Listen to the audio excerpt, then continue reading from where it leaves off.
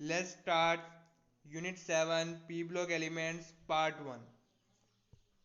इस चैप्टर से आपके इस यूनिट से आपके 4 मार्क्स के ऑब्जेक्टिव आएंगे, 4 ऑब्जेक्टिव्स आएंगे, 5 मार्क्स का एक क्वेश्चन पूछा जाएगा। तो टोटल आपके 8 मार्क्स इस चैप्टर से आएंगे। तो वेरी इंपॉर्टेंट चैप्टर।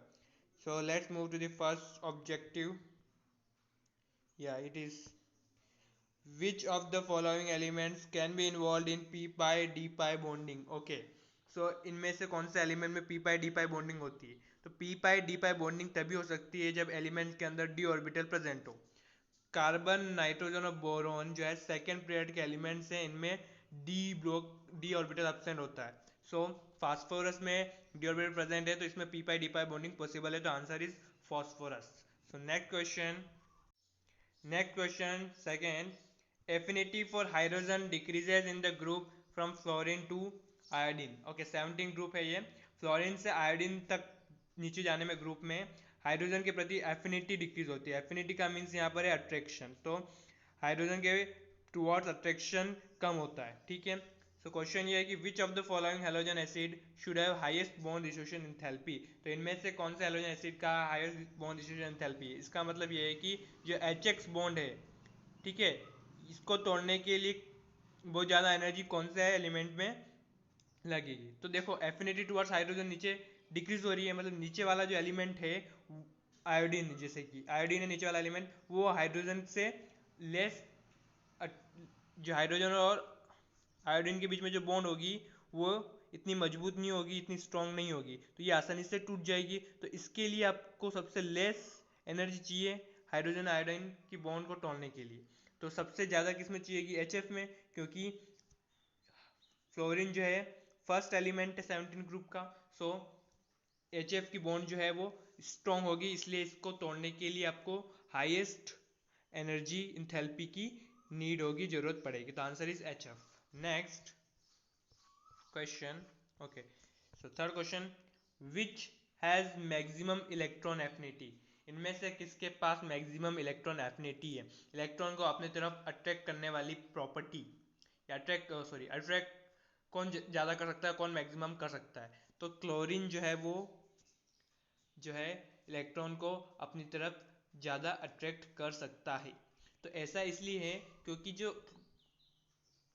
फ्लोरीन और क्लोरीन की बात करें, ठीक है, एक्सेप्शन है यहाँ पर, फ्लोरीन होना चाहिए था लेकिन क्लोरीन है। क्लोरीन इसलिए क्योंकि क्लोरीन की क्या है, साइज जो है वो थोड़ी बड़ी है। ठीक है, तो जो इनकमिंग इलेक्ट्रॉन है वो आसानी से इसकी तरफ अट्रैक्ट होगा, लेकिन फ्लोरीन की क्या है, साइज छोटी है। साइज छोटी तो इलेक्ट्रॉन डेंसिटी जो है लास्ट सेल में वो जो है छोटे से एरिया पे ज़्यादा होगी, और इसलिए इनकमिंग इलेक्ट्रॉन इससे रिपेल होगा और आसानी से अंदर नहीं आ पाएगा या फ्लोरीन की तरफ नहीं आ पाएगा। तो इसलिए इलेक्ट्रॉन एफिनिटी क्लोरीन की ज़्यादा होती है। तो ये एक्सेप्शन आप याद रखें। Okay, next, strong reducing behavior of H3PO2 is due to। H3PO2 strong reducing behaviour किस वजह से शो करता है? तो H3PO2 के रिड्यूसिंग बिहेवियर को देखने के लिए आपको इसका स्ट्रक्चर पता होना चाहिए H3PO2 का। तो चलिए देखते हैं H3PO2 का स्ट्रक्चर क्या है। Okay, so here it is the structure of H3PO2। Okay, so P double bond O, ठीक है, 1H, ठीक है, 2 pH बॉन्ड है यहाँ पर। तो जितने ज़्यादा pH बॉन्ड्स होते हैं उतना कंपाउंड क्या होता है, या रिड्यूसिंग बिहेवियर उसका इतना स्ट्रांग होता है। देखो तो यहाँ पर कितने pH बॉन्ड है, 2 pH बॉन्ड्स है। तो इस वजह से जो H3PO2 है वो जो है स्ट्रांग रिड्यूसिंग बिहेवियर शो करता है। तो आंसर अपना यहाँ पर क्या आएगा? Presence of one OH bond and 2 pH bonds makes H3PO2 strong reducing agent.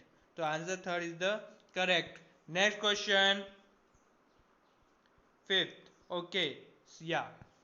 On heating, lead nitrate forms oxide of nitrogen and lead. Lead nitrate को जब हीट करते हैं तो नाइट्रोजन के ऑक्साइड और लीड ऑक्साइड बनता है। The oxide formed are. तो नाइट्रोजन का कौन सा ऑक्साइड यहाँ पर बनता है? तो सबसे पहले आपको देखते हैं इसकी इक्वेशन क्या है। Okay, yeah here it is the equation. So जब lead nitrate PbNO3 whole twice को हीट करेंगे तो नाइट्रोजन डाइऑक्साइड, लीड ऑक्साइड और ऑक्सीजन निकलेगी। तो कौन सा ऑक्साइड बन रहा है यहाँ पर? Nitrogen dioxide. तो आपका जो आंसर आएगा वो क्या आएगा? NO2। ठीक है, थोड़ा सा इसका डायग्रामेटिक एक्सप्लेनेशन भी देख लेते हैं। ओके, तो यहाँ पर अपन ने क्या करा, लीड नाइट्रेट को ले लिया टेस्ट ट्यूब में, उसको क्या करा, हीट करेंगे। ठीक है, हीट करेंगे बर्नर से और बॉइलिंग जब हीट करते हैं तो देखिए यहाँ से देखो Na2 निकल रहा है और NO2 कौन सा कलर का होता है? ब्राउन कलर का होता है। ठीक है, nitrogen dioxide is brown fumes होती है इसकी। ठीक है, तो आपको पता होना चाहिए कि NO2 का कैसा कलर होता है। ठीक है, प्रैक्टिकल्स में काम आता है। Okay, next question. Okay, here it is. Maximum covalency of nitrogen is, nitrogen की मैक्सिमम कोवैलेंसी कितनी है? कोवैलेंसी मतलब बॉन्डिंग कितनी हो सकती है नाइट्रोजन में। तो वो कैसे पता लगेगा? जब आपको उसका कॉन्फ़िगरेशन याद हो। ठीक है, तो नाइट्रोजन का देखते हैं, आंसर इसका 4 है। वैसे मैक्सिमम कोवैलेंसी कितनी शो कर सकता है नाइट्रोजन? 4 शो कर सकता है। देखो कैसे शो करता है, यहाँ पे देखते हैं। ठीक है, नाइट्रोजन देखो कॉन्फ़िगरेशन देखो 1s2 2s2 2p3 और ये आपका आउटरमोस्ट शेल कॉन्फ़िगरेशन है। लास्ट शेल में नाइट्रोजन के पास कितने इलेक्ट्रॉन होते हैं? 5 इलेक्ट्रॉन्स होते हैं। ठीक है, तो 1s और 3p ऑर्बिटल्स के कारण ये कितनी कोवैलेंसी शो करता है? 4। ठीक है, 1 2 3 4, तो इसके कारण 4 कोवैलेंसी वो शो करता है, 4 बॉन्डिंग वो कर सकता है। आप बोलेंगे कि सर s ऑर्बिटल तो पूरा फिल है, तो कैसे बॉन्डिंग होगी? तो देखिए फुल्ली फिल्ड ऑर्बिटल भी हाइब्रिडाइजेशन में पार्ट्स ले सकते हैं। ठीक है, तो इसलिए कोवैलेंसी यहाँ पर 4 कहलाएगी। Okay, next question 7।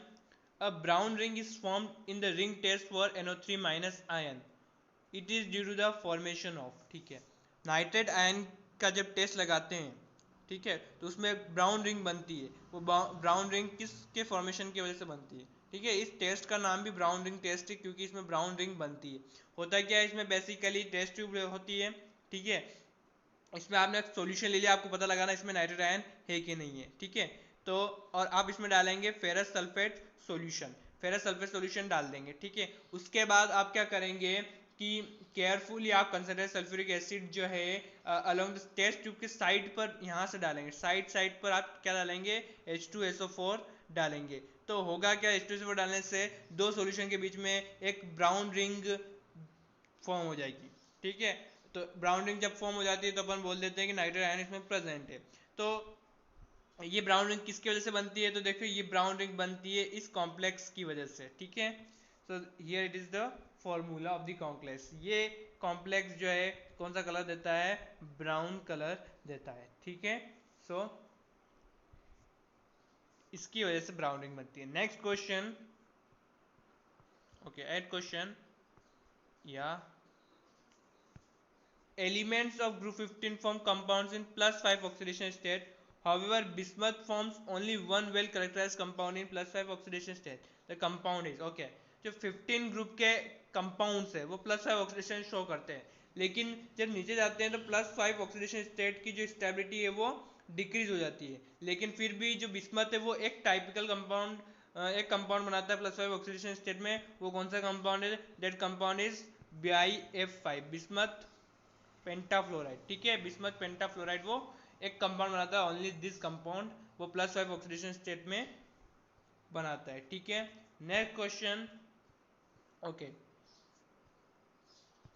On heating ammonium dichromate and barium azide separately we get. ठीक है, अमोनियम डाइक्रोमेट को जब हीट करेंगे तो क्या मिलेगा, और बेरियम अजाइड को हीट करेंगे तो क्या मिलेगा? तो देखिए आप इनकी इक्वेशन देख लेते हैं। Ammonium dichromate, okay, so here it is NH4 all twice Cr2O7, this is ammonium dichromate. जब इसको हीट करते हैं तो आपको मिलती है नाइट्रोजन गैस।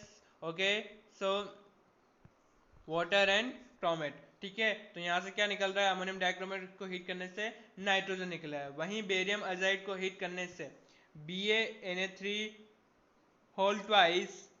ठीक है, जिस बेरियम अजाइड जब इसको हीट करते हैं तो यहाँ से आपको बेरियम और क्या मिलेगा? नाइट्रोजन। तो दोनों ही कंपाउंड को हीट करने पर आपको क्या मिल रहा है? नाइट्रोजन। तो इसका आंसर जो हो जाएगा वो क्या हो जाएगा आपका? नाइट्रोजन। ठीक है, अमोनियम डाइक्रोमेट और बेरियम एजाइड को सेपरेटली हीट करते हैं, अलग अलग हीट करते हैं, तो आपको क्या मिलता है, नाइट्रोजन गैस मिलती है। ठीक है, next question, which of the following elements does not show allotropy, इनमें से कौन सा एलिमेंट एलोट्रोपी शो नहीं करता है, आईएमपी क्वेश्चन है, देखिए। ठीक है, तो नाइट्रोजन जो है वो क्या एलोट्रोपी शो नहीं करता है। एलोट्रोपी का मतलब क्या होता है, एक से ज्यादा फिजिकल फॉर्म में एग्जिस्ट करना, इट इज कॉल्ड एलोट्रोपी। तो नाइट्रोजन जो है वो एक ही फॉर्म में एग्जिस्ट करता है, N2 फॉर्म में। ठीक है, तो element does not show allotropy, तो nitrogen does not show allotropy. Okay, next question.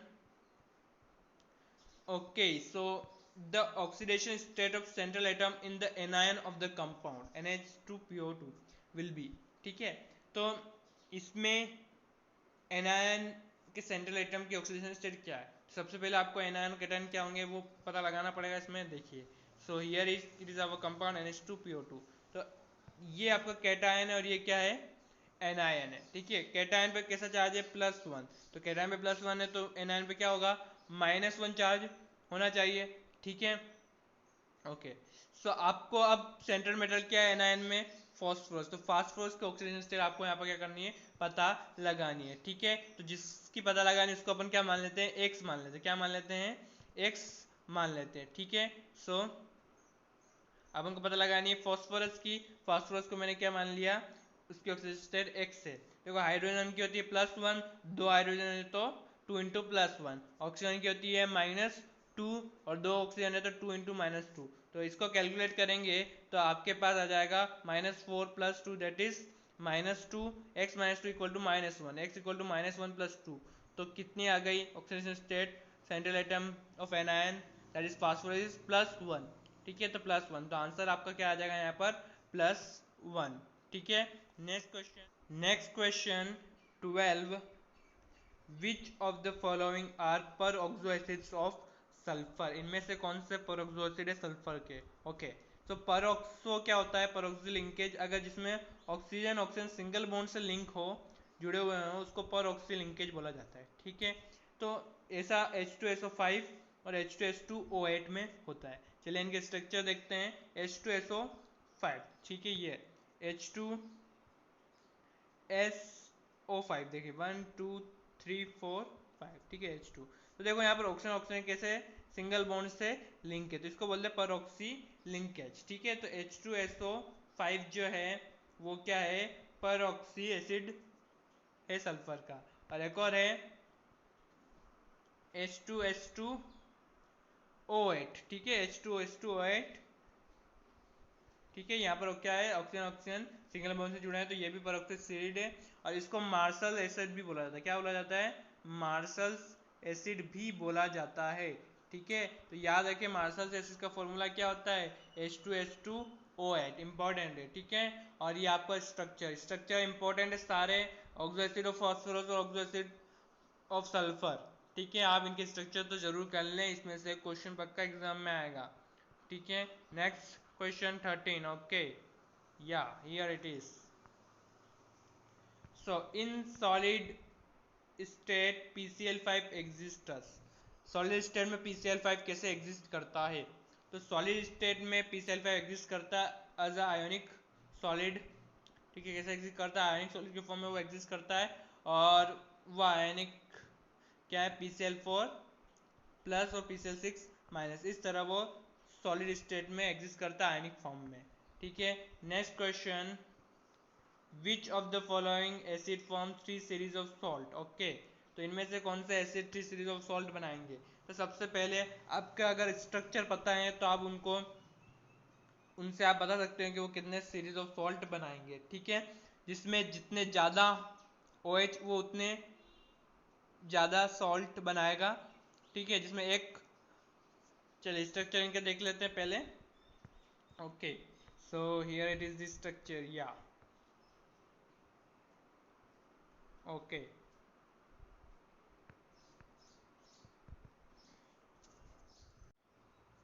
Next question 14, which of the following acids forms 3 series of salt, इनमें से कौन से एसिड जो हैं जो 3 सीरीज ऑफ सॉल्ट बनाएगा। ठीक है, तो अगर आपको इनके स्ट्रक्चर पता है तो आप बता सकते हैं कि वो कितने सीरीज ऑफ सॉल्ट बनाएंगे। वो डिपेंड क्या किस पे करेगा कि उनमें कितने OH प्रेजेंट है। जितने ज़्यादा OH, ठीक है, मान लो एक OH है तो वो एक सीरीज सॉल्ट की बनाएगा बस, और जिसमें दो है तो टू सीरीज ऑफ सॉल्ट, और जिसमें थ्री है तो थ्री सीरीज ऑफ सॉल्ट। आपको बताना इनमें से कौन थ्री सीरीज ऑफ सॉल्ट बनाएगा। तो हम इनके स्ट्रक्चर देख लेते हैं, ठीक है। तो let's see the structure. Okay, so here is the structure H3PO2, ठीक है। देखिए ये P दो, ठीक है, दो पीएच बॉन्ड है और एक OH बॉन्ड है, ठीक है। पीएच बॉन्ड जो है वो आयोनाइजेबल नहीं होती। क्या नहीं होती है? आयोनाइजेबल, मतलब यहाँ से आपको H+ नहीं मिलेगा। तो H+ कहाँ से मिलेगा? सिर्फ यहाँ से मिलेगा, ठीक है। तो ये एक H+ देगा और वो जाके बेस से जुड़ेगा, ठीक है। तो ये एक सीरीज ऑफ सॉल्ट ही बना पाएगा, ठीक है। यहाँ पर देखें H3PO3 में, H3PO3 में कितने OH प्रेजेंट है? दो OH प्रेजेंट है, तो ये टू सीरीज ऑफ सॉल्ट बना सकेगा। H3PO4 में 3 OH प्रेजेंट है, ठीक है। सो ये थ्री सीरीज ऑफ सॉल्ट बना पाएगा। तो H3PO4 जो है वो थ्री सीरीज ऑफ सॉल्ट बनाता है, ठीक है। तो इसलिए आपका आंसर क्या होगा? H3PO4। ओके, ठीक है। Next question, which of the following is tribasic? तो ट्राइबेसिक इनमें से कौन है? ठीक है, तो बेसिसिटी क्या होती है? बेसिसिटी ये है कि कितने OH ग्रुप प्रेजेंट है, ठीक है, कंपाउंड के अंदर जो जाके बेस से जुड़ेंगे, ठीक है। तो आपको पता है H3PO4 में अभी अपन ने देखा इसका स्ट्रक्चर, इसमें 3 OH थे, ठीक है। तो ये क्या हो गया? ट्राई बेसिक हो गया, ठीक है। H3PO4 क्या हो गया? Try basic. तो आंसर इज H3PO4। ओके, तो match the following type question है PB3O4। तो PB3O4 कैसा ऑक्साइड है? PB3O4 मिक्स्ड ऑक्साइड है, ठीक है। N2O, so N2O is neutral oxide, Mn2O7 is acidic oxide and Bi2O3 is basic oxide, ठीक है। Next question, okay, so P4 molecule is in shape. P4 molecule shape में कैसा होता है? तो P4 मॉलिक्यूल जो होता है शेप में टेट्राहेड्रल होता है। कैसा होता है? टेट्राहेड्रल, ठीक है। ये इस प्रकार का, ठीक है, शेप है उसका, वो टेट्राहेड्रल शेप है, ठीक है। White phosphorus, okay. The PPP bond angle in the white phosphorus is close to, ठीक है। तो व्हाइट फास्फोरस में PPP बॉन्ड एंगल कितना होता है? तो दैट इज 60 डिग्री। कितना होता है? 60 डिग्री, ठीक है। 3P के बीच में PPP, सभी में 3PP के बीच में कितना होता है? 60 डिग्री यहाँ पर एंगल जो होता है, तो इसलिए आंसर आपका आएगा 60 degree. Moscovium is the element of which group? Moscovium कौन से ग्रुप का एलिमेंट है, ठीक है। ये आपका प्री बोर्ड एग्जाम में पूछा गया है गवर्नमेंट के, ठीक है। तो देख लीजिए, मॉस्कोवियम जो होता है लास्ट एलिमेंट है 15 ग्रुप का, ठीक है, जो रेडियो एक्टिव है और मैन मेड भी है, ठीक है। 15 ग्रुप है, 15 ग्रुप का लास्ट एलिमेंट मॉस्कोवियम, ठीक है। और देखिए 16 ग्रुप का जो लास्ट एलिमेंट है उसका नाम क्या है? लिवरमोरियम। और 17 ग्रुप का जो लास्ट एलिमेंट है वो टेनिसाइन है, ठीक है। बेसिकली अपन इनको याद नहीं करते निमोनिक से। जैसे 15 ग्रुप का निमोनिक है आप, ठीक है, नेपाल, पाकिस्तान, ऑस्ट्रेलिया सब बीके, तो बिस्मत तक अपन ने निमोनिक बना रखा, लेकिन इसको ऐड नहीं कर रखा। तो मॉस्कोवियम, ठीक है। तो आप अगर पीरियोडिक टेबल में देखेंगे तो मॉस्कोवियम आपको मिल जाएगा। तो मॉस्कोवियम क्या है? लास्ट ग्रुप है, लास्ट एलिमेंट है 15 ग्रुप का।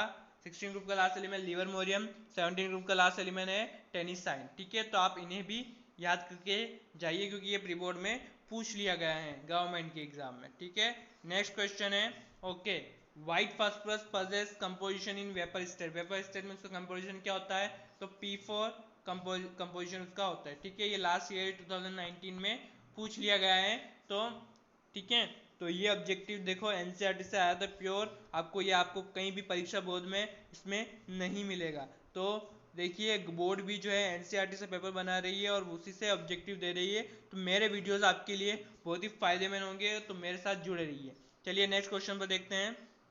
Okay, white phosphorus glows in dark, this phenomena is called. White phosphorus dark में जलता है, ग्लो करता है, इस फिनोमेना को क्या बोलते हैं?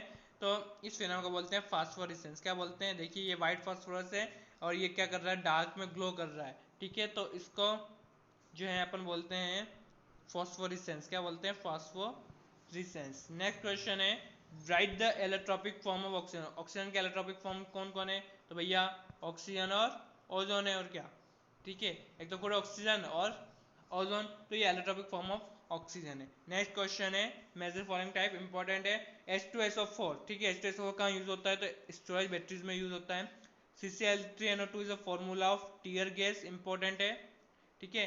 तो poisonous gas prepared from chlorine is tear gas, CCl2NO2।